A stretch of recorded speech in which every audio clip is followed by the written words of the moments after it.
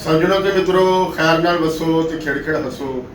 तुसी वेख रहे हो जाग पंजाबी चैनल तो मैं तुहाडा मेजबान शबीर जी अंग रंग हीर कहानी वारिस शाह दा बोलना भेत अंदर लैके तुहाडी सेवा दे विच हाज़र हाँ। बयान चल रहा है जी मसीत दे बारे च। असी पहले भी व्लॉग दे विच तुहानूं दस्सिया सी कि वारिस शाह होरां ने जिहड़ा उसदा नक नक्शा लिखिया वो की है ते हुण मसीत दे अंदर की पढ़ाया जा रहा है, की वापरती पई है, इस बाबत असी अज जोड़ा है वो पढ़ांगे और फिर इस गल जी है वो करांगे। लियाकत अनाजपुरा की आवाज़ के ये सारा बयान जोड़ा है तुसी पहले भी व्लॉग के सुन चुके सो। असी सिर्फ दो तुकां की गल की सी, अज असी बाकी तुकां की गल करने ते वो ये हैं। पढ़न फाजल दरस दरवेश मुफ्ती खूब कड अलहान प्रकारिया ने तालील मैदान ते सर्फ भाई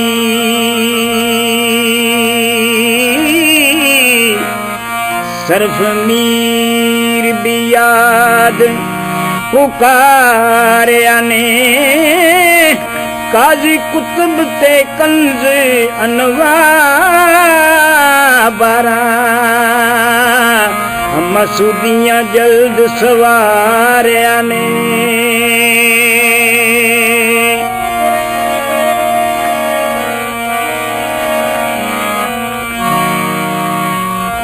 खानी नाल मजमुआ सुल्तानिया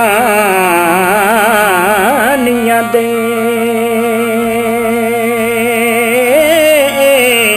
अते हैरत अलफिका नवारिया ने फतावा बरैना मंजूम शाह नाल जुबदियां हिफज करारिया ने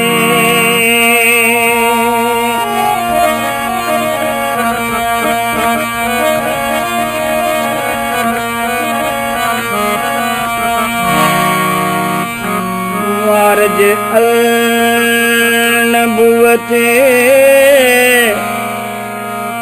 खुलासिया तो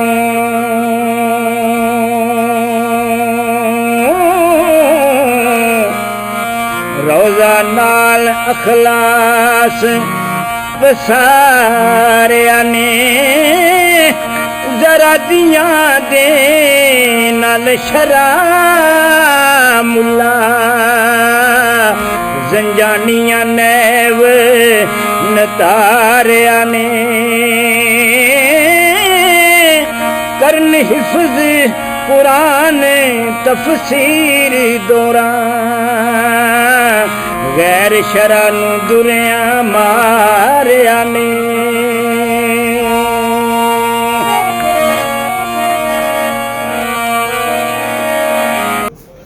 पढ़न फाजल दरस दरवेश मुफ्ती खूब कड अलहान पर कारिया ने तालील मेज़ान ते सरफ बहाई सरफ मीर भी याद पुकारिया ने काजी कुतुब ते कंज अनवा बारा मसूदियां जिल्द सवारिया ने खानी नाल मजमुआ सुल्तानिया दे अते हैरतुल फिका नवारिया ने फतावा बरहना मंजूम शाह नाल जुबदियां हिफ्ज करारिया ने मुआरजुल नबुवत खुलासियां तो रोज़ा नाल अखलास पसारिया ने जरादियां दे नाल शरा मुला जंजानिया नहव नतारिया ने करन हिफ्ज कुरान तफसीर दौरा गैर शरा नू दुरिया मारिया ने। यह है इसका पहला भाग। ये वो किताबां ने जिहड़ियां कि मसीत दे विच पढ़ाईयां जा रही ने मदरसे दे विच। ये वो किताबां ने जिहड़ियां कि जिन्हां दा अरबी बोली दे नाल जिहड़ा है वो सांगा है। इस तो इलावा होर किताबां भी ने वो असी अगले भी व्लॉग च उन्हां दा जिक्र करांगे। ਜਿਹੜੀਆਂ ਕਿ ਫਾਰਸੀ ਵਿੱਚ ਪੜ੍ਹਾਈਆਂ ਜਾ ਰਹੀਆਂ ਸਨ, ਹਿੰਦੀ ਵਿੱਚ ਕਿਹੜੀ ਕਿਤਾਬ ਜਿਹੜੀ ਹੈ ਉਹ ਪੜ੍ਹਾਈ ਜਾ ਰਹੀ ਸੀ, ਤੇ ਹੋਰ ਉੱਥੇ ਕੀ ਹੋ ਰਿਹਾ ਸੀ, ਇਹ ਅਸੀਂ ਬਾਅਦ 'ਚ ਗੱਲ ਕਰਾਂਗੇ। ਤੇ ਜਿਸ ਵੇਲੇ ਅਸੀਂ ਸਾਰੀਆਂ ਕਿਤਾਬਾਂ ਦਾ ਜ਼ਿਕਰ ਕਰ ਲਾਂਗੇ, ਫਿਰ ਵੇਰਵੇ ਦੇ ਨਾਲ ਤੁਹਾਨੂੰ ਦੱਸਾਂਗੇ ਕਿ ਕਿਹੜੀ ਕਿਤਾਬ ਜਿਹੜੀ ਹੈ ਉਸ ਦਾ ਕੰਟੈਂਟ ਜਿਹੜਾ ਹੈ ਉਹ ਕੀ ਹੈ, ਔਰ ਉਹ ਕਿਸ ਨੇ ਜਿਹੜਾ ਹੈ ਉਹ ਕਿਤਾਬ ਜਿਹੜੀ ਹੈ ਉਹ ਲਿਖੀ ਹੈ। ਅੱਜ ਅਸੀਂ ਜਿਹੜਾ ਹਿੰਦੁਸਤਾਨ ਦਾ ਉਸ ਵੇਲੇ ਦਾ ਜਿਹੜਾ ਵਿਹਾਰ ਸੀ ਪੜ੍ਹਾਉਣ ਦਾ, ਉਸ 'ਤੇ ਅਸੀਂ ਜਿਹੜਾ ਹੈ ਉਹ ਗੱਲ ਕਰਨੇ ਆ। ਹਰ ਜਿਹੜਾ ਵਿਹਾਰ ਹੁੰਦਾ ਹੈ ਉਹ ਕਿਸੇ ਇੱਕ ਸਿਸਟਮ ਦੇ ਜਿਹੜਾ ਹੈ ਉਹ ਹੇਠ ਹੁੰਦਾ ਹੈ, ਔਰ ਉਸ ਸਿਸਟਮ ਨੂੰ ਜਿਸ ਵੰਨ ਦੀ ਤਾਲੀਮ ਦੀ ਲੋੜ ਹੁੰਦੀ ਹੈ, ਜਾਣਨਚਾਰੀ ਦੀ ਲੋੜ ਹੁੰਦੀ ਹੈ, ਔਰ ਉਹਦੇ ਵਿੱਚ ਲੋਕਾਂ ਨੂੰ ਜਿਸ ਕਿਸਮ ਸਿਧਾਏ ਹੋਏ ਲੋਕਾਂ ਦੀ ਲੋੜ ਹੁੰਦੀ ਹੈ, ਉਸ ਵੰਨ ਦੀ ਜਿਹੜੀ ਫਿਰ ਜਿਹੜੇ ਨੇ ਉਹਦੀ ਸ਼ਕਲ ਔਰ ਉਸ ਦਾ ਜਿਹੜਾ ਵਿਹਾਰ ਹੈ ਔਰ ਉਸ ਦੀ ਜਿਹੜੀ ਤੰਦ ਤਾਣੀ ਹੈ ਉਹ ਜਿਹੜੀ ਹੈ ਉਹ ਸਾਰੀ ਜਾਂਦੀ ਹੈ। ਤੇ ਇਹ ਜਿਹੜਾ ਵਾਰਾ ਹੈ ਇਹ ਰਿਆਸਤੀ ਜਾਗੀਰਦਾਰੀ ਦਾ ਵਾਰਾ ਹੈ, ਔਰ ਇਸ ਦੇ ਵਿੱਚ ਜਿਹੜਾ ਹੈ ਲੋਕਾਂ ਨੂੰ ਜਿਹੜੀ ਸਲਤਨਤ ਹੈ ਉਸ ਨੂੰ ਕੰਮ ਕਰਨ ਲਈ ਜਿਹੜੇ ਜੀ ਚਾਹੀਦੇ ਨੇ, ਕਿਉਂਕਿ ਸਲਤਨਤ ਦੀ ਜਿਹੜੀ ਬੋਲੀ ਹੈ ਉਹ ਫਾਰਸੀ ਹੈ।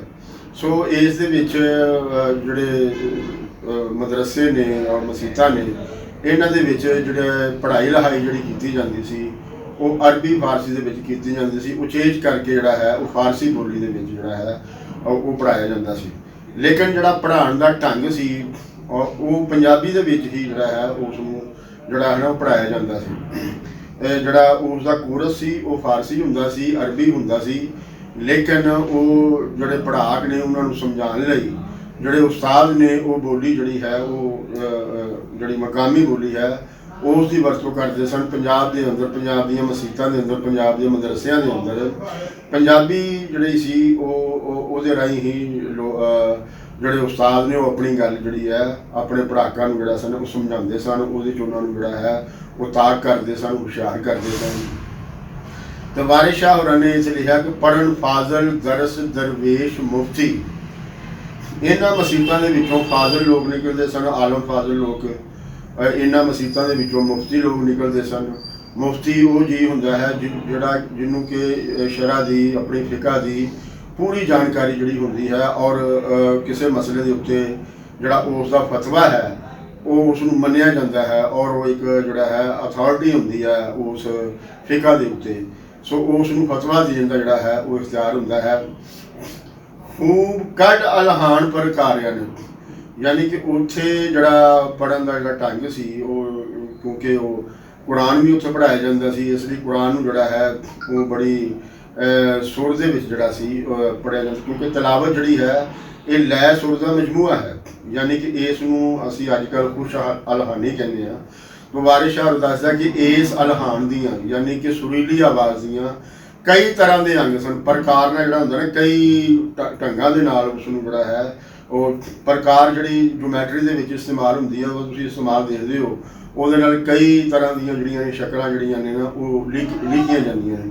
ਇਸੇ ਤਰ੍ਹਾਂ ਗਲੇ ਦੇ ਵਿੱਚ ਜਿਹੜਾ ਹੈ ਸੁਰ ਦੀਆਂ ਕਈ ਸ਼ਕਲਾਂ ਜਿਹੜੀਆਂ ਨੇ ਉਹ ਹੁੰਦੀਆਂ ਨੇ, ਔਰ ਉਹ ਸਾਰੀਆਂ ਦੀਆਂ ਜਿਹੜੀਆਂ ਸ਼ਕਲਾਂ ਨੇ ਹਰ ਕੋਈ ਆਪਣੇ ਆਪਣੇ ਤਰੀਕੇ ਦੇ ਨਾਲ ਇੰਜ ਦੀਆਂ ਜਿਹੜੀ ਵਹਾਂਦਾ ਸੀ ਕਿ ਉਹ ਸੁਣਨ ਵਾਲੇ ਦੇ ਜਿਹੜੀ ਇਹਨੂੰ ਜਿਹੜੀ ਪ੍ਰਭਾਵਿਤ ਕਰਦੀਆਂ ਸਨ, ਉਸ ਨੂੰ ਜਿਹੜਾ ਹੈ ਉਹ ਮੁਤਾਸਰ ਕਰਦੀਆਂ ਸਨ, ਉਹਦਾ ਜਿਹੜਾ ਧਿਆਨ ਹੈ ਉਹ ਆਪਣੇ ਵੱਲ ਜਿਹੜਾ ਹੈ ਉਹ ਖਿੱਚ ਲੈਂਦੀਆਂ ਨੇ। ਸੋ ਜਿਹੜਾ ਸੁਰੀਲਾਪਨ ਹੈ ਇਸ ਦੀ ਬੰਦੇ ਨੂੰ ਲੋੜ ਹੈ, ਔਰ ਇਹ ਫਨੂਨੇ ਜਿਹੜੀ ਕੋਮਲ ਕਲਾਮਾਂ ਨੇ, ਫਨੂਨੇ ਲਤੀਫਾ ਹੈ, ਉਸ ਦੇ ਵਿੱਚ ਜਿਹੜਾ ਹੈ ਇਸ ਦੀ ਗਿਣਤੀ ਹੁੰਦੀ ਹੈ।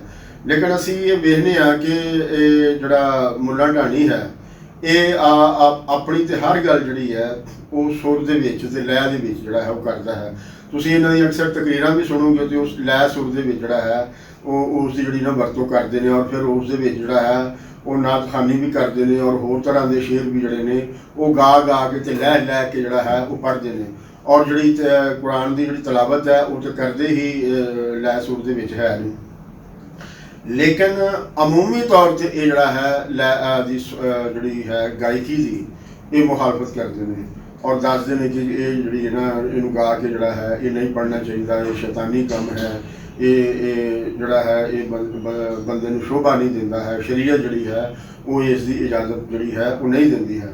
ਹਾਲਾਂਕਿ ਕੁਰਾਨ ਦੇ ਬਾਰੇ 'ਚ ਹੀ ਹੈਗਾ ਕਿ ਇਸ ਨੂੰ ਠਹਿਰ ਕੇ ਤੇ ਖੁਸ਼ਲਹਾਨੀ ਦੇ ਨਾਲ ਜਿਹੜਾ ਹੈ ਇਹ ਤੁਸੀਂ ਪੜ੍ਹੋ। ਸੋ ਇਹ ਖੁਸ਼ਲਹਾਨੀ ਜਿਹੜੀ ਹੈ ਇਹ ਆ ਕਿਸ ਤਰ੍ਹਾਂ ਸਕਦੀ ਹੈ, ਐਸਾ ਵੀ ਕੋਈ ਢੰਗ ਢੱਬ ਜਿਹੜਾ ਹੈ ਇਹ ਇਹਨਾਂ ਨੂੰ ਦੱਸਣਾ ਚਾਹੀਦਾ ਹੈ ਕਿ ਅਗਰ ਇਹ ਲੈ ਸੁਰ ਜਿਹੜਾ ਹੈ ਇਹ ਕੋਈ ਜਿਹੜਾ ਹੈ ਢੰਗ ਨਹੀਂ ਹੈ, ਢੱਬ ਨਹੀਂ ਹੈ, ਤਾਂ ਫਿਰ ਇਸ ਤੋਂ ਹਟ ਕੇ ਜਿਹੜਾ ਨਾ ਉਹ ਢੰਗ ਢੱਬ ਜਿਹੜਾ ਹੈ ਉਹ ਹੋ ਸਕਦਾ ਹੈ। ਕਿਸੇ ਗਾਇਕੀ ਦੇ ਅੰਦਰ ਜਿਹੜੀ ਚੀਜ਼ ਗਾਈ ਜਾ ਰਹੀ ਹੈ ਉਸ ਚੀਜ਼ ਨੂੰ ਤੇ ਤੁਸੀਂ ਜਿਹੜਾ ਹੈ ਦੇਖ ਸਕਦੇ ਹੋ ਕਿ ਇਸ ਦਾ ਸਮਾਜ ਦੇ ਉੱਤੇ ਕੀ ਅਸਰ ਪਾਏਗਾ। ਲੇਕਿਨ ਜਿਹੜਾ ਗਾਣਾ ਹੈ ਉਸ ਦੀ ਤੁਸੀਂ ਜਿਹੜੀ ਮੁਖਾਲਫਤ ਹੈ ਉਹ ਨਾਜਾਇਜ਼ ਕਰਦੇ ਹੋ। ਸੋ ਕੰਟੈਂਟ ਜਿਹੜਾ ਹੈ ਉਹ ਇੱਕ ਅਲੱਗਾ ਚੀਜ਼ ਹੈ, ਗਾਣਾ ਜਿਹੜਾ ਹੈ ਉਹ ਇੱਕ ਜਿਹੜਾ ਹੈ ਉਹ ਅਲੱਗਾ ਚੀਜ਼ ਹੈ। ਸੋ ਇਹ ਵਾਰਿਸ ਸ਼ਾਹ ਹੋਰਾਂ ਨੇ ਕਿਹਾ ਕਿ ਕੱਢ ਖੂਬ ਅਲਹਾਨ ਜਿਹੜਾ ਹੈ ਪ੍ਰਕਾਰ ਨੇ, ਯਾਨੀ ਕਿ ਉਹ ਆਪਣੀ ਜਿਹੜੀ ਗੱਲ ਹੈ ਉਹ ਸੁਰੀਲੇ ਢੰਗ ਦੇ ਨਾਲ ਜਿਹੜਾ ਹੈ ਉਹ ਕਰਦੇ ਨੇ ਔਰ ਅੱਗੇ ਇਸ ਸੁਰੀਲੇਪਣ ਦੀਆਂ ਅੱਗੋਂ ਕਈ ਕਿਸਮਾਂ ਨੇ ਔਰ ਹਰ ਜਿਹੜੀ ਕਿਸਮ ਹੈ ਉਹ ਇੱਥੇ ਜਿਹੜੀ ਹੈ ਸਾਨੂੰ ਉਹ ਜਿਹੜੀ ਹੈ ਉਹ ਵਿਖਾਈ ਦਿੰਦੀ ਹੈ। ਤੋ ਵਾਰਿਸ ਸ਼ਾਹ ਜਿਹੜੇ ਨੇ ਉਹ ਜਿਹੜੇ ਗਾਇਕੀ ਦੇ ਹੱਕ ਦੇ ਵਿੱਚ ਨੇ ਔਰ ਅਸੀਂ ਇਹ ਪਹਿਲੇ ਵੀ ਜ਼ਿਕਰ ਕਰ ਆਏ ਹਾਂ ਕਿ ਔਰੰਗਜ਼ੇਬ ਆਲਮਗੀਰ ਨੇ ਗਾਣ ਵਜਾਉਣ ਦੇ ਉੱਤੇ ਜਿਹੜਾ ਸੀ ਉਹ ਹਟਕ ਲਾ ਦਿੱਤੀ ਸੀ, ਪਰ ਇਹਨਾਂ ਲੋਕਾਂ ਨੇ ਉਸ ਦੀ ਇਸ ਹਟਕ ਨੂੰ ਨਹੀਂ ਮੰਨਿਆ ਔਰ ਉਸ ਦੀ ਉਹਨਾਂ ਨੇ ਜਿਹੜਾ ਹੈ ਉਲੰਘਣਾ ਕੀਤੀ। ਵਾਰਿਸ ਸ਼ਾਹ ਹੋਰਾਂ ਨੇ ਰਾਂਝੇ ਦੇ ਹੱਥ ਦੇ ਵਿੱਚ ਜਿਹੜੀ ਹੈ ਉਹ ਵੰਜਲੀ ਦੇ ਦਿੱਤੀ ਤੇ ਅਸੀਂ ਵੇਖਦੇ ਹਾਂ ਕਿ ਰਾਂਝਾ ਹੁਣ ਉਸ ਵੰਜਲੀ ਦੇ ਰਾਹੀਂ ਹੀ ਲੋਕਾਂ ਨੂੰ ਜਿਹੜਾ ਹੈ ਉਹ ਇਕੱਠਾ ਕਰਦਾ ਹੈ। ਹੁਣ ਇੱਥੋਂ ਕੀ ਪਤਾ ਲੱਗਾ ਕਿ ਵੰਜਲੀ ਜਿਹੜੀ ਹੈ ਇਹਦਾ ਲੁਕਾਈ ਦੇ ਨਾਲ ਇੱਕ ਤਾਲੁਕ ਹੈ। ਲੁਕਾਈ ਦੀ ਜਿਹੜੀ ਰੂਹਾਨੀ ਜਿਹੜੀ ਲੋੜ ਹੈ ਔਰ ਉਸ ਦੀ ਜਿਹੜੀ ਜਮਾਲਿਆਤੀ ਹਿੱਸ ਜਿਹੜੀ ਹੈ ਉਸ ਨੂੰ ਜਿਹੜੀ ਚੀਜ਼ ਛੇੜਦੀ ਹੈ ਉਹ ਮਿਊਜ਼ਿਕ ਹੈ, ਉਹ ਸ਼ਾਇਰੀ ਹੈ, ਉਹ ਸੰਗ ਤਰਾਸ਼ੀ ਹੈ, ਉਹ ਗਾਇਕੀ ਹੈ, ਤੋ ਉਹ ਜਿਹੜਾ ਹੈ ਉਹ ਕਥਕ ਹੈ। ਤੋ ਇਹ ਸਾਰੀਆਂ ਸ਼ੈਵਾਂ ਜਿਹੜੀਆਂ ਨੇ ਇਨਸਾਨ ਦੀ ਜਿਹੜੀਆਂ ਨੇ ਜਮਾਲਿਆਤੀ ਜਿਹੜੀਆਂ ਹਿੱਸਾ ਨੇ ਉਸ ਦੀ ਲੋੜ ਨੇ। ਇਨਸਾਨ ਜਿਹੜਾ ਹੈ ਉਸ ਨੂੰ ਜਿੱਥੇ ਹੋਰ ਸ਼ੈਵਾਂ ਦੀ ਲੋੜ ਹੈ ਉੱਥੇ ਆਪਣੀ ਇੱਕ ਜਿਹੜੀ ਨਾ ਰੂਹਾਨੀ ਗਜ਼ਾ ਦੀ ਵੀ ਉਸ ਨੂੰ ਜਿਹੜੀ ਹੈ ਉਹ ਲੋੜ ਪੈਂਦੀ ਹੈ। ਤੋ ਇਹ ਜਿਹੜਾ ਔਰ ਜਿਸ ਵੇਲੇ ਇਹ ਕੋਮਲ ਕਲਾਵਾਂ ਦਾ ਜਿੱਥੇ ਵੀ ਬਹਾਲਾ ਹੁੰਦਾ ਹੈ ਉੱਥੇ ਇਨਸਾਨਾਂ ਦੇ ਦਰਮਿਆਨ ਜਿਹੜੀਆਂ ਵੰਡਾਂ ਨੇ ਉਹ ਮੁੱਕ ਜਾਂਦੀਆਂ ਨੇ। ਮਸਲਨ ਕਿਸੇ ਆਦਮੀ ਦੀ ਗਾਇਕੀ ਪਸੰਦ ਆ ਜਾਂਦੀ ਹੈ ਤੇ ਉਹ ਉਸ ਦੀ ਗਾਇਕੀ ਇਸ ਕਰਕੇ ਰਿਜੈਕਟ ਨਹੀਂ ਕਰਦਾ ਜਾਂ ਸੁਣਨ ਤੋਂ ਇਨਕਾਰ ਨਹੀਂ ਕਰਦਾ ਕਿ ਇਹ ਕਿਸੇ ਦੂਸਰੇ ਮਜ਼ਹਬ ਦੇ ਬੰਦੇ ਨੇ ਗਾਈ ਹੈ, ਕਿਸੇ ਦੂਸਰੇ ਫਿਰਕੇ ਦੇ ਬੰਦੇ ਨੇ ਗਾਈ ਹੈ। ਬਸ ਆਵਾਜ਼ ਦੇ ਅੰਦਰ ਖਿੱਚ ਹੋਣੀ ਚਾਹੀਦੀ ਹੈ ਔਰ ਮੁਤਾਸਰ ਕਰਨ ਵਾਲੀ ਹੋਣੀ ਚਾਹੀਦੀ ਹੈ। ਤੋ ਜਿਹੜਾ ਪੱਥਰ ਦਿਲ ਆਦਮੀ ਹੁੰਦਾ ਹੈ ਉਹਦਾ ਧਿਆਨ ਵੀ ਜਿਹੜਾ ਹੈ ਉਸ ਦੇ ਵੱਲ ਜਿਹੜਾ ਹੈ ਉਹ ਚਲੇ ਜਾਂਦਾ ਹੈ। ਅਸੀਂ ਬਰੇ ਸਗੀਰ ਦੇ ਵਿੱਚ ਰਹਿੰਦੇ ਹਾਂ। ਬਰੇ ਸਗੀਰ ਦੇ ਅੰਦਰ ਜਿੰਨੇ ਵੀ ਗੁਲੂਕਾਰ ਨੇ ਜਿਹੜੇ ਸਾਨੂੰ ਪਸੰਦ ਨੇ, ਅਸੀਂ ਇਹ ਨਹੀਂ ਦੇਖਦੇ ਕਿ ਉਹਨਾਂ ਦਾ ਮਜ਼ਹਬ ਕੀ ਹੈ, ਉਹਨਾਂ ਦਾ ਧਰਮ ਕੀ ਹੈ। ਅਸੀਂ ਜਿਹੜੀ ਉਹਨਾਂ ਦੀ ਗਾਇਕੀ ਹੈ ਉਹ ਸਾਡੀ ਜਿਹੜੀ ਜਮਾਲਿਆਤੀ ਹਿੱਸ ਹੈ ਉਸ ਨੂੰ ਸ਼ਾਂਤ ਕਰਦੀ ਹੈ, ਉਸ ਨੂੰ ਜਿਹੜਾ ਹੈ ਉਹ ਠਾਰਦੀ ਹੈ। ਸੋ ਉਹ ਆਪਣੇ ਵੱਲ ਧਿਆਨ ਖਿੱਚਦੀ ਹੈ। ਇਸ ਲਈ ਉੱਥੇ ਫਿਰ ਇਹ ਜਿਹੜੀਆਂ ਵੰਡਾਂ ਇਹਨਾਂ ਲੋਕਾਂ ਨੇ ਪਾਈਆਂ ਨੇ ਉਹਨਾਂ ਦੀ ਕੋਈ ਵੈਲਿਊ ਨਹੀਂ ਰਹਿ ਜਾਂਦੀ। ਇਸ ਲਈ ਲੁਕਾਈ ਨੂੰ ਤੋੜਨ ਲਈ ਇਹ ਜ਼ਰੂਰੀ ਹੈ ਕਿ ਇਸ ਨੂੰ ਜ਼ਿਆਦਾ ਤੋਂ ਜ਼ਿਆਦਾ ਜਿਹੜਾ ਹੈ ਉਹ ਕੋਮਲ ਕਲਾਵਾਂ ਤੋਂ ਜਿਹੜਾ ਹੈ ਉਹ ਦੂਰ ਕੀਤਾ ਜਾਵੇ। ਅਸੀਂ ਇਹ ਦੇਖਦੇ ਹਾਂ ਕਿ ਪਾਕਿਸਤਾਨ ਦੇ ਅੰਦਰ ਵੀ ਰਿਆਸਤੀ ਪੱਧਰ 'ਤੇ ਐਸੇ ਪ੍ਰਬੰਧ ਕੀਤੇ ਗਏ ਕਿ ਲੋਕਾਂ ਨੂੰ ਕੋਮਲ ਕਲਾਵਾਂ ਤੋਂ ਜਿਹੜਾ ਹੈ ਉਹ ਦੂਰ ਕੀਤਾ ਜਾਏ। ਇਹੋ ਹੀ ਕਾਰਨ ਹੈ ਕਿ ਅੱਜ ਸਾਡੇ ਇੱਥੇ ਵੱਡੀ ਸ਼ਾਇਰੀ ਜਿਹੜੀ ਹੈ ਉਸ ਦੀ ਕੋਈ ਕਦਰ ਨਹੀਂ ਹੈ। ਇੱਥੇ ਕਿਸੇ ਸੰਗੀਤ ਦੀ ਜਿਹੜੀ ਹੈ ਉਹ ਕੋਈ ਕਦਰ ਨਹੀਂ ਹੈ ਔਰ ਇਸ ਕਰਕੇ ਇਹ ਜਿਹੜੀਆਂ ਕੋਮਲ ਕਲਾਵਾਂ ਨੇ ਇਹ ਢਹਿਣ ਵੱਲ ਜਾ ਰਹੀਆਂ ਨੇ, ਇਹ ਪਸਤੀ ਵੱਲ ਜਿਹੜਾ ਹੈ ਇਹ ਜਾ ਰਹੀਆਂ ਨੇ ਔਰ ਸਮਾਜ ਜਿਹੜਾ ਹੈ ਉਹ ਵੱਧ ਤੋਂ ਵੱਧ ਜਿਹੜਾ ਹੈ ਉਹ ਵਹਿਸ਼ੀ ਹੋ ਰਿਹਾ ਹੈ, ਉਹ ਦਰਿੰਦਾ ਹੋ ਰਿਹਾ ਹੈ। ਸੋ ਸਮਾਜ ਦੇ ਅੰਦਰੋਂ ਵਹਿਸ਼ਤ ਖਤਮ ਕਰਨ ਲਈ, ਦਰਿੰਦਗੀ ਖਤਮ ਕਰਨ ਲਈ ਜਿੱਥੇ ਸਮਾਜੀ ਇਨਸਾਫ ਦੀ ਲੋੜ ਹੁੰਦੀ ਹੈ, ਜਿੱਥੇ ਸਿਆਸੀ ਇਨਸਾਫ ਦੀ ਲੋੜ ਹੁੰਦੀ ਹੈ, ਮੁਆਸ਼ੀ ਇਨਸਾਫ ਦੀ ਲੋੜ ਹੁੰਦੀ ਹੈ, ਉੱਥੇ ਇਹਨਾਂ ਕੋਮਲ ਕਲਾਵਾਂ ਦੀ ਵੀ ਲੋੜ ਹੁੰਦੀ ਹੈ। ਸੋ ਜਿਹੜਾ ਇਸ ਦਾ ਸਾਡੀ ਧੜਾ ਹੈ ਉਸ ਦੀ ਪਹਿਲੀ ਕੋਸ਼ਿਸ਼ ਹੁੰਦੀ ਹੈ ਕਿ ਜਿਹੜੀਆਂ ਚੀਜ਼ਾਂ ਇਨਸਾਨ ਨੂੰ ਸੋਚਣ ਸਮਝਣ ਵੱਲ ਜਾਂਦੀਆਂ ਨੇ ਪਹਿਲਾਂ ਉਹਨਾਂ ਦਾ ਰਾਹ ਜਿਹੜਾ ਹੈ ਨਾ ਉਹ ਡੱਕਿਆ ਜਾਏ। ਇਸੇ ਕਰਕੇ ਪਾਕਿਸਤਾਨ ਦੇ ਅੰਦਰ ਵੀ ਇੱਥੇ ਫਿਲਮ ਬਣਾਉਣ ਦੀ ਹੌਸਲਾ ਸ਼ਿਕਨੀ ਕੀਤੀ ਗਈ। ਇੱਥੇ ਜਿਹੜੇ ਚੰਗੇ ਡਰਾਮੇ ਬਣਦੇ ਸਨ ਉਹਨਾਂ ਨੂੰ ਫਹਾਸ਼ੀ ਦੇ ਵਿੱਚ ਜਿਹੜਾ ਹੈ ਢਾਲ ਕੇ ਉਹਨਾਂ ਦੀ ਕਦਰ ਜਿਹੜੀ ਹੈ ਉਹ ਖਤਮ ਕੀਤੀ ਗਈ।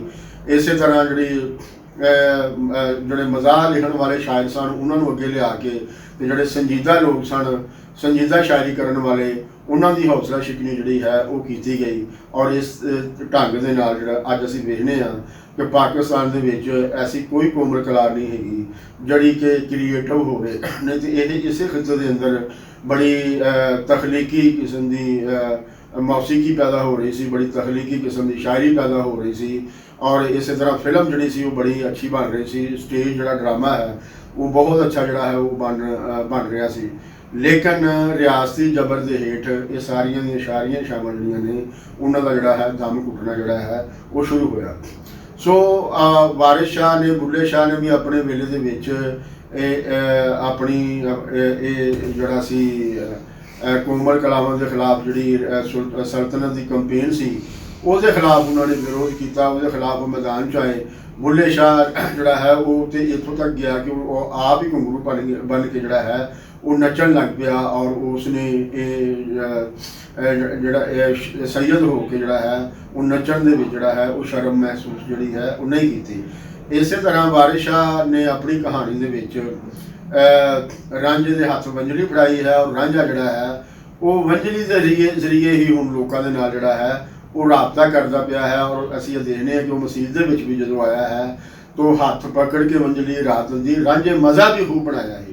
ਸੋ ਵੰਜਲੀ ਜਿਹੜੀ ਹੈ ਉਹ ਮਜ਼ੇ ਦੀ ਉਹਨਾਂ ਲੋਕਾਂ ਨੂੰ ਮਜ਼ੇ ਵੱਲ ਜਿਹੜਾ ਹੈ ਉਹ ਬੁਲਾਇਆ ਹੈ। ਔਰ ਲੋਕ ਜਿਹੜੇ ਨੇ ਉਹ ਚੂੰਕਿ ਉਹਨਾਂ ਦੀ ਜ਼ਿੰਦਗੀ 'ਚ ਚੱਸ ਤੇ ਸਵਾਦ ਜਿਹੜਾ ਹੈ ਉਹ ਮੁੱਕਦਾ ਪਿਆ ਸੀ, ਰਾਂਝੇ ਨੇ ਆ ਕੇ ਉਸ ਨੂੰ ਫਿਰ ਨਵੇਂ ਸਿਰੇ ਤੋਂ ਜਗਾਇਆ ਹੈ ਤੇ ਲੁਕਾਈ ਜਿਹੜੀ ਹੈ ਉਹ ਆਲੇ ਦੁਆਲੇ ਆ ਕੇ ਜਿਹੜੀ ਹੈ ਉਹ ਇਕੱਠੀ ਹੋ ਗਈ। ਤੋ ਇਹ ਜੋ ਮਾਮਲਾ ਸੀ ਇਹ ਅਲਹਾਨ ਦਾ। ਹੁਣ ਮਾਮਲਾ ਜਿਹੜਾ ਹੈ ਇੱਥੇ ਉਹ ਹਿੰਦੁਸਤਾਨ ਦੇ ਅੰਦਰ ਜਿਹੜਾ ਐਜੂਕੇਸ਼ਨਲ ਸਿਸਟਮ ਹੈ ਉਹ ਉਸ ਵੇਲੇ ਜਿਹੜਾ ਹੈ ਕੀ ਸੀ।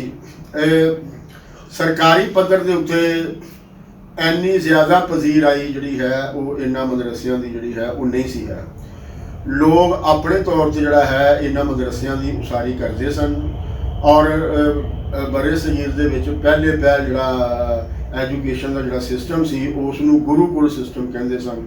ਯਾਨੀ ਕਿ ਕਿਸੇ ਪਿੰਡ ਦੇ ਵਿੱਚ ਇੱਕ ਬੰਦਾ ਜਿਹੜਾ ਸੀ ਉਹ ਪੜ੍ਹਿਆ ਲਿਖਿਆ ਹੁੰਦਾ ਸੀ ਔਰ ਉਹ ਪੜ੍ਹਾਉਣ ਦਾ ਕੰਮ ਕਰਦਾ ਸੀ।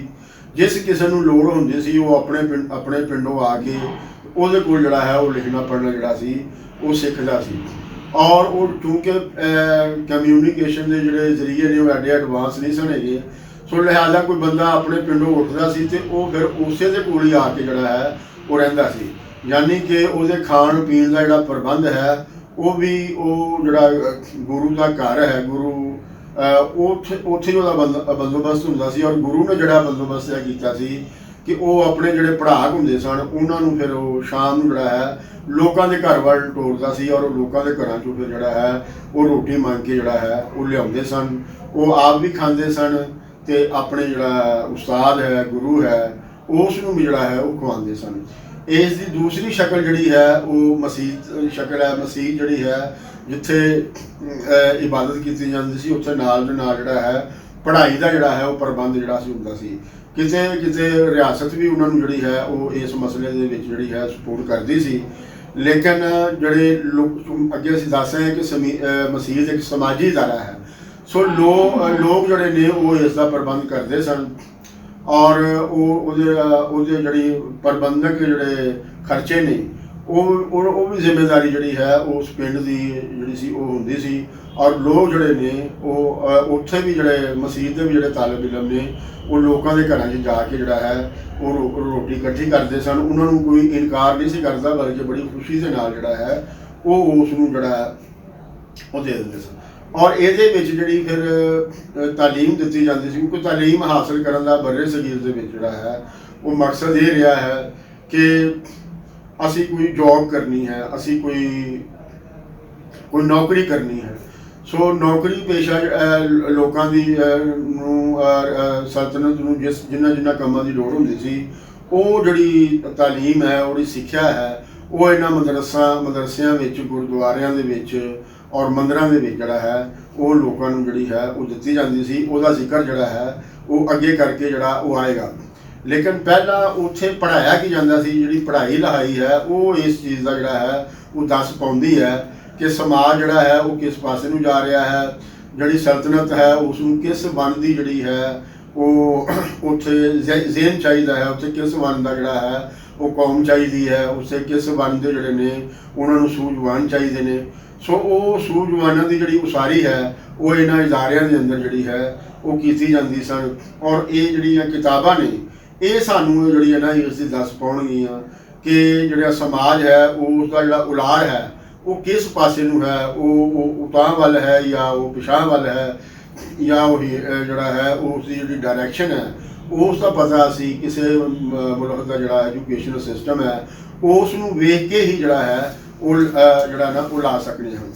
ਸੋ ਇੱਥੇ ਜਿਹੜੀਆਂ ਉਸ ਤੋਂ ਬਾਅਦ ਜਦੋਂ ਇੰਡਸਟਰੀਅਲ ਰੈਵੋਲੂਸ਼ਨ ਹੁੰਦਾ ਹੈ ਔਰ ਉਸ ਤੋਂ ਬਾਅਦ ਜਦੋਂ ਅੰਗਰੇਜ਼ ਇੱਥੇ ਆਉਂਦੇ ਨੇ, ਉਹ ਚੂੰਕਿ ਇੰਡਸਟਰੀਅਲ ਰੈਵੋਲੂਸ਼ਨ ਦੀ ਪੈਦਾਵਾਰ ਸਨ, ਸਨਅਤੀ ਇਨਕਲਾਬ ਦੀ ਪੈਦਾਵਾਰ ਸਨ, ਔਰ ਸਨਅਤੀ ਇਨਕਲਾਬ ਨੇ ਹੀ ਉਹਨਾਂ ਨੂੰ ਜਿਹੜਾ ਹੈ ਪ੍ਰੇਰਿਆ ਕਿ ਉਹ ਦੁਨੀਆ ਜਿਹੜੀ ਹੈ ਉਹਨੂੰ ਤਲਾਸ਼ ਕਰਨ ਔਰ ਜਿੱਥੇ ਜਿੱਥੇ ਉਹਨਾਂ ਨੂੰ ਆਪਣੇ ਕੰਮ ਲਈ ਖਾਮ ਮਾਲ ਦੀ ਲੋੜ ਹੈ ਉੱਥੇ ਜਾਣ ਤੇ ਉੱਥੇ ਜਿਹੜਾ ਹੈ ਉਹ ਆਪਣੀ ਜਿਹੜੀ ਧੌਂਸ ਹੈ ਉਹ ਜਿਹੜੀ ਹੈ ਉਹ ਜਮਾਨ। ਸੋ ਉਹ ਜਿਸ ਵੇਲੇ ਇੱਥੇ ਆਏ ਤੇ ਉਹਨਾਂ ਨੂੰ ਆਪਣੇ ਖਾਮ ਮਾਲ ਲਈ ਇਹ ਧਰਤੀ ਜਿਹੜੀ ਹੈ ਉਹ ਬੜੀ ਉਹਨਾਂ ਨੂੰ ਚੰਗੀ ਲੱਗੀ ਔਰ ਉੱਥੇ ਉਹਨਾਂ ਦੇ ਜਿਹੜੇ ਨੇ ਪੋਤੇ ਜਿਹੜੇ ਨੇ ਇੱਥੋਂ ਉਹ ਪੂਰੇ ਹੋ ਸਕਦੇ ਸਨ। ਤਾਂ ਉਹਨਾਂ ਨੇ ਇੱਕ ਸਨਅਤੀ ਰੰਗ ਦੇ ਨਾਲ ਜਿਹੜਾ ਹੈ ਇੱਥੇ ਆਪਣਾ ਜਿਹੜਾ ਹੈ ਉਹ ਰਾਜ ਕੀਤਾ।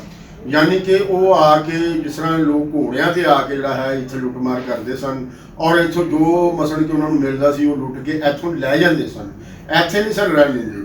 ਲੇਕਿਨ ਇਹ ਜਿਹੜੇ ਲੋਕ ਆਏ ਸਨਅਤੀ ਇਨਕਲਾਬ ਦੀ ਸ਼ਕਲ ਦੇ ਵਿੱਚ, ਉਹਨਾਂ ਨੇ ਇਦਾਰਿਆਂ ਦੀ ਉਸਾਰੀ ਇੱਥੇ ਹੀ ਕਰਨੀ ਸੀ ਕਿਉਂਕਿ ਇਹ ਲੋੜ ਸੀ ਕਿ ਇੱਥੇ ਹੀ ਆਪਣੇ ਜਿਹੜੇ ਅਸੀਂ ਪੋਤੇ ਪੂਰੇ ਕਰਨੇ ਨੇ, ਜਿਹੜੇ ਅਸੀਂ ਆਪਣੇ ਟੀਚੇ ਪੁੱਗਣੇ ਨੇ, ਉਹਨਾਂ ਨੂੰ ਪੁੱਗਣ ਲਈ ਜਿਹੜੇ ਇਦਾਰਿਆਂ ਦੀ ਲੋੜ ਸੀ ਉਹਨਾਂ ਦੇ ਵਿੱਚੋਂ ਇੱਕ ਸਕੂਲ ਵੀ ਉਹਨਾਂ ਦੀ ਇਦਾਰਾ ਸੀ ਕਿਉਂਕਿ ਉਹਨਾਂ ਨੇ ਉਹਨਾਂ ਨੂੰ ਆਪਣੇ ਕੰਮ ਵਾਸਤੇ ਜਿਹੜੇ ਕਾਮੇ ਚਾਹੀਦੇ ਸਨ ਉਹ ਮਦਰਸੇ ਜਿਹੜੇ ਨੇ ਉਹ ਉਹਨਾਂ ਨੂੰ ਨਹੀਂ ਸਨ ਦੇ ਸਕਦੇ। ਸੋ ਉਹਨਾਂ ਨੇ ਜਿਹੜਾ ਅੱਜ ਜਿਹੜੀ ਸਾਨੂੰ ਸਕੂਲਾਂ ਦੀ ਜਿਹੜੀ ਸ਼ਕਲ ਨਜ਼ਰ ਆਉਂਦੀ ਹੈ, ਉਹਨਾਂ ਨੇ ਆ ਕੇ ਪਹਿਲੀ ਦਫਾ ਇੱਥੇ ਸਕੂਲਾਂ ਦੀ ਜਿਹੜੀ ਉਸਾਰੀ ਕੀਤੀ ਔਰ ਇਹਨਾਂ ਸਕੂਲਾਂ ਦਾ ਜਿਹੜਾ ਹੈ ਕਿਸੇ ਗਿਰਜੇ ਦੇ ਨਾਲ, ਕਿਸੇ ਮਸਜਿਦ ਦੇ ਨਾਲ, ਕਿਸੇ ਗੁਰਦੁਆਰੇ ਦੇ ਨਾਲ ਜਿਹੜਾ ਹੈ ਉਹ ਕੋਈ ਸਾਂਗਾ ਨਹੀਂ ਸੀ ਹੁੰਦਾ, ਬਲਕਿ ਔਰ ਜਿਹੜਾ ਸਿਲੇਬਸ ਹੈ ਉਹਦੇ ਵਿੱਚ ਇੱਕ ਜਿਹੜਾ ਨਾ ਵਾਜ਼ਿਹ ਫਰਕ ਜ਼ਾਹਰ ਹੈ।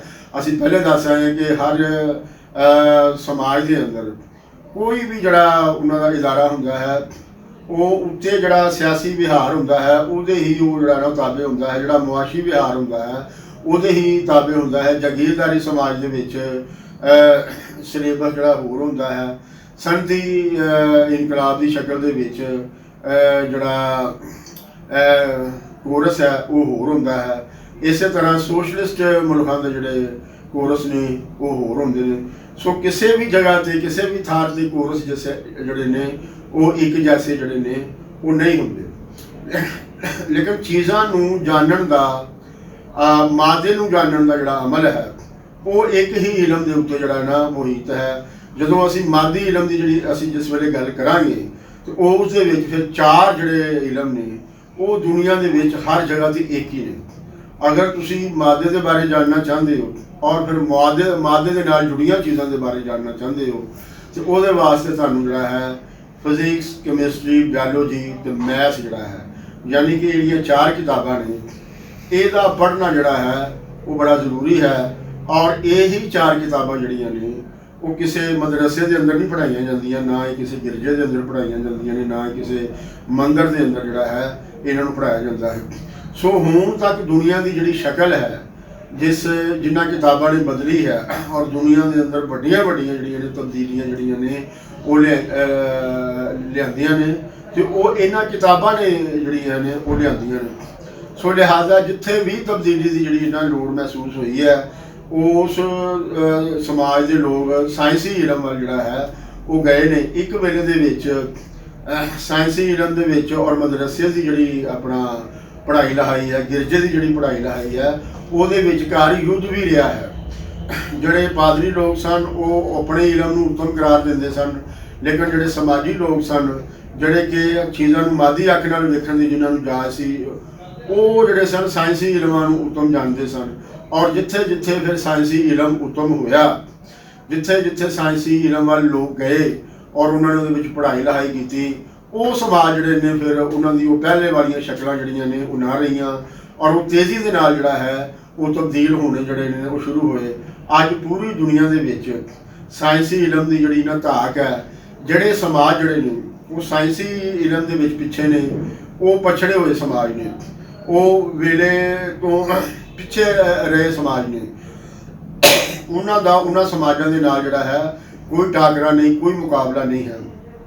ਸੋ ਅਸੀਂ ਇਸ ਜਿਹੜਾ ਨਾ ਸਾਰਾ ਜਿਹੜਾ ਜਾਇਜ਼ਾ ਹੈ ਉਹ ਇਹਨਾਂ ਕਿਤਾਬਾਂ ਨੂੰ ਦੇਖ ਕੇ ਜਿਹੜਾ ਹੈ ਉਹ ਲਾਵਾਂਗੇ ਕਿ ਇੱਥੇ ਕਿਸ ਵੰਨ ਦੀ ਜਿਹੜੀ ਪੜ੍ਹਾਈ ਹੈ ਉਹ ਹੋ ਰਹੀ ਸੀ, ਔਰ ਇਹਦੇ ਵਿੱਚੋਂ ਕੀ ਲਾਭ ਜਿਹੜਾ ਸੀ ਉਹ ਹੋ ਰਿਹਾ ਸੀ, ਤੇ ਇਹਦੇ ਵਿੱਚੋਂ ਹਾਨੀ ਕੀ ਹੋ ਰਹੀ ਸੀ, ਨੁਕਸਾਨ ਕੀ ਹੋ ਰਿਹਾ ਸੀ। ਇਸ ਦਾ ਵੀ ਸਾਰਾ ਜਿਹੜਾ ਹੈ ਅਸੀਂ ਵੇਰਵਾ ਜਿਹੜਾ ਹੈ ਉਹ ਤੁਹਾਡੇ ਸਾਹਮਣੇ ਜਿਹੜਾ ਹੈ ਉਹ ਧਰਾਂਗੇ। ਲੇਕਿਨ ਇੱਕ ਗੱਲ ਜਿਹੜੀ ਹੈ ਉਸ ਨੂੰ ਤੁਸੀਂ ਜਿਹੜਾ ਹੈ ਉਹ ਮੁੱਖ ਰੱਖ ਲਓ ਕਿ ਕਿਸੇ ਵੀ ਸਮਾਜ ਦੇ ਵਿੱਚ ਕਿਸੇ ਵੀ ਅਦਾਰੇ ਨੂੰ ਸਮਝਣ ਲਈ ਇਹ ਜਾਣਨਾ ਜਿਹੜਾ ਹੈ ਬਹੁਤ ਜ਼ਰੂਰੀ ਹੈ ਕਿ ਉੱਥੇ ਕਿਸ ਵੰਨ ਦਾ ਜਿਹੜਾ ਹੈ ਮੁਆਸ਼ੀ ਨਿਜ਼ਾਮ ਜਿਹੜਾ ਹੈ, ਯਾਨੀ ਕਿ ਲੋਕਾਂ ਦੇ ਰੋਜ਼ੀ ਰੋਟੀ ਕਮਾਉਣ ਦੇ ਜਿਹੜੇ ਨੇ ਢੰਗ ਵਸੀਲੇ ਉਹ ਕੀ ਨੇ।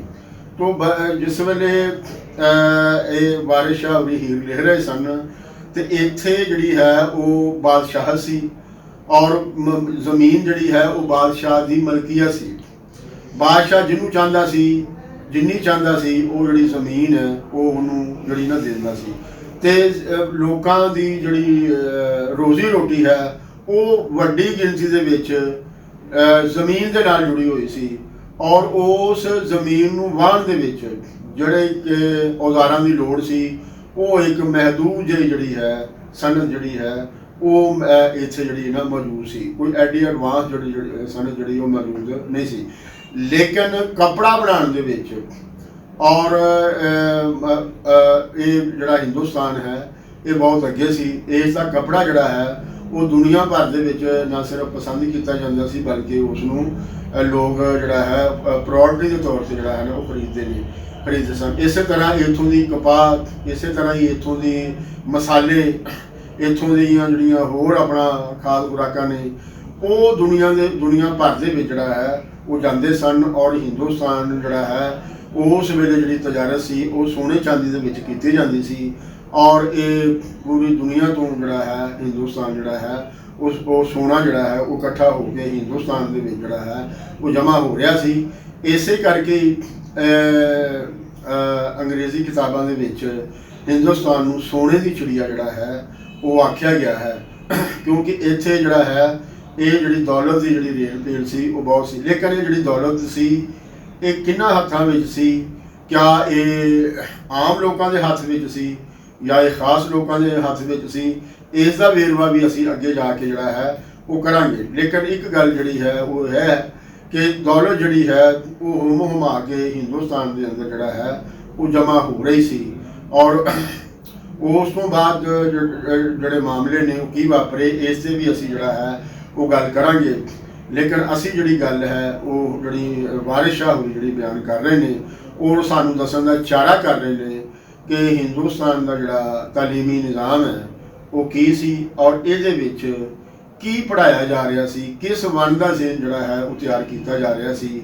ਤੇ ਅਗਲੇ ਵਲੌਗ ਦੇ ਵਿੱਚ ਅਸੀਂ ਜਿਹੜੀਆਂ ਫਾਰਸੀ ਕਿਤਾਬਾਂ ਨੇ ਉਹਦੇ ਬਾਰੇ ਅਸੀਂ ਗੱਲ ਕਰਾਂਗੇ, ਤੇ ਫਿਰ ਅਸੀਂ ਵੇਰਵੇ ਦੇ ਨਾਲ ਇੱਕ ਕਿਤਾਬ ਨੂੰ ਜਿਹੜਾ ਹੈ ਉਹ ਦੇਖਣ ਦੀ ਜਿਹੜੀ ਹੈ ਉਹ ਯਤਨ ਕਰਾਂਗੇ, ਤਾਂ ਕਿ ਸਾਨੂੰ ਅੰਦਾਜ਼ਾ ਹੋ ਸਕੇ ਕਿ ਉਸ ਵੇਲੇ ਦਾ ਜਿਹੜਾ ਹਿੰਦੁਸਤਾਨ ਹੈ ਉਹਦੀ ਜਿਹੜਾ ਅਕਲੋ ਸ਼ਊਰ ਹੈ ਉਸ ਵੇਲੇ ਉਹ ਕੀ ਹੈਗਾ ਸੀ। ਮੈਨੂੰ ਆਸ ਹੈ ਕਿ ਤੁਸੀਂ ਇਸ ਦੇ ਵਿੱਚ ਜਿਹੜਾ ਹੈ ਆਪਣਾ ਭਰਵਾਂ ਸੀਰ ਜਿਹੜਾ ਹੈ ਉਹ ਪਾਓਗੇ। ਕਮੈਂਟਸ ਦੇ ਵਿੱਚ ਜਿਹੜਾ ਹੈ ਤੁਸੀਂ ਜਾ ਕੇ ਆਪਣੀ ਰਾਏ ਜਿਹੜੀ ਹੈ ਉੱਥੇ ਜਿਹੜੀ ਹੈ ਉਹ ਦਿਓਗੇ, ਤਾਂ ਕਿ ਸਾਨੂੰ ਵੀ ਜਿਹੜਾ ਹੈ ਉਹ ਸਮਝਣ ਦੇ ਵਿੱਚ ਜਿਹੜਾ ਹੈ ਉਹ ਮਦਦ ਮਿਲੇ। ਤੇ ਤੁਹਾਡੇ ਅੱਗੇ ਬੇਨਤੀ ਹੈ ਕਿ ਇਸ ਚੈਨਲ ਨੂੰ ਜ਼ਿਆਦਾ ਤੋਂ ਜ਼ਿਆਦਾ ਸ਼ੇਅਰ ਕਰੋ ਔਰ ਘੰਟੀ ਦਾ ਬਟਨ ਦਬਾਓ। ਤੇ ਕੁਲ ਦਾ ਭਲਾ ਤੇ ਕੁਲ ਦੀ ਖੈਰ।